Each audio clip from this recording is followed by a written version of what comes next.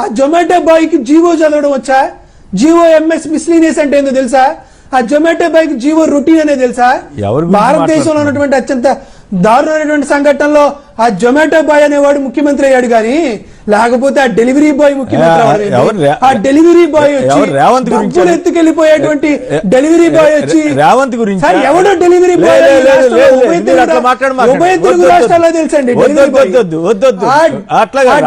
Bye వచ్చి గురించి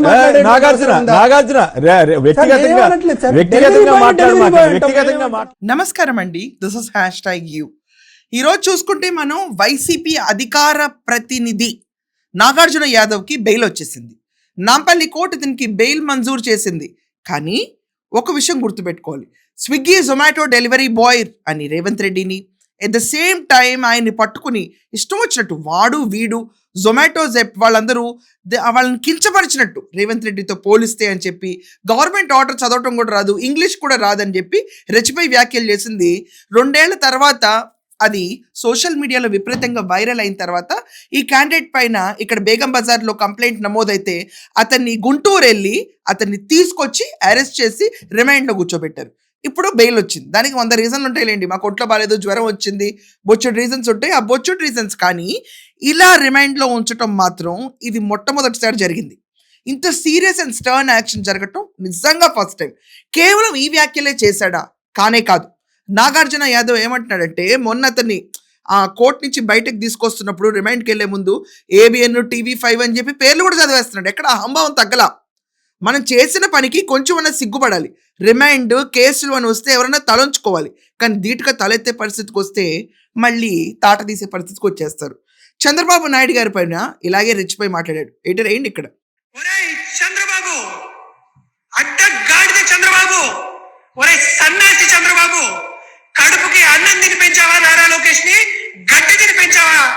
ఒరే చంద్రబాబు అడ్డగాడిద చంద్రబాబు, ఒరే సన్నాసి చంద్రబాబు, కడుపుకి అన్నం తిని పెంచావా నారా లోకేష్ ని?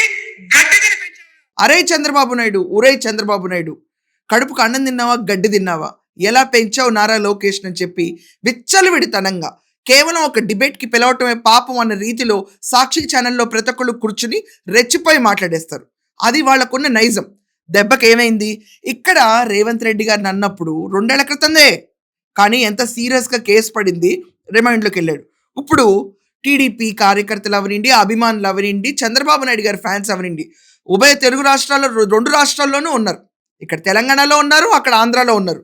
ఇక్కడ హైదరాబాద్లో ఇతని పైన మరో కేసు నమోదు చేయాలని ఆలోచనలో ఉన్నారు. ఇక్కడే అతని పైన కేసు నమోదు చేస్తే మళ్ళీ తీసుకొస్తారు, మళ్ళీ చెక్కేస్తారు. ఇది కామన్.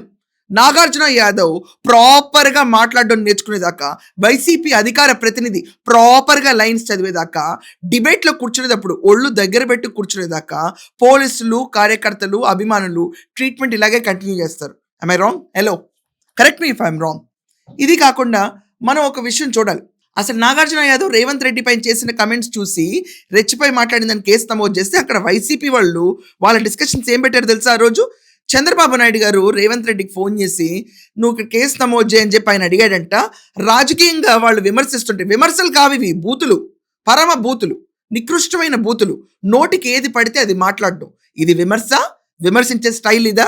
ఆయన ఫోన్ చేస్తే రేవంత్ రెడ్డి గారు ఇక్కడ కంప్లైంట్ పెట్టించారని. ఎక్కడా కూడా జంకట్లేదు, ఎక్కడా వెనకడుగు వేయట్లేదు. అండ్ ఇది కాకుండా పోలీస్ సివిల్ డ్రెస్ మీద కూడా ప్రాబ్లం ఉంది. ఇంటికి వెళ్ళి కాళ్ళు జాపు పడుకున్నంత సేపు పట్టదు 2వ కేసు నమోదు అవడానికి. ఇప్పుడు చూసారు కదా ప్రతి ఒక్కళ్ళు, ఇక్కడ తెలంగాణలో ట్రీట్మెంట్ ఎలా ఉంటుందో ఇప్పుడు మొదలవుతుంది అసలు రభస. ఈ అధికార ప్రతినిధికి అంత తాపీగా ఒళ్ళు జాపుకుని పడుకునేంత టైం ఇవ్వరు. 2వ కేసు నమోదు అవుతుంది.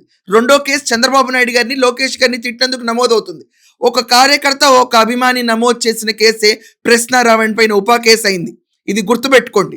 గరికిపాటి గారు చేసిన కంప్లైంట్ ఒక్క దెబ్బకి జనసేన నుంచి మొత్తం వాళ్ళ కూట స్తంభాలు మొత్తం లాగి పడేసింది రోడ్డు మీదకి. వీళ్ళ వెనకమాల ఎవరెవరు ఉన్నారనే విషయాన్ని మొత్తం బయటికి లాగింది. అదే రీతిలో ఒక్క కార్యకర్త ధైర్యం చేసి తెలుగుదేశం పార్టీ నుంచి చంద్రబాబు నాయుడు గారిని అన్న మాటలపైన కేసేస్తే మొత్తం సారాంశం బయటకు వస్తుంది. ఏమంటారు? దీని గురించి మీ ఒపీనియన్ ఒకసారి ఆలోచించి రాయండి.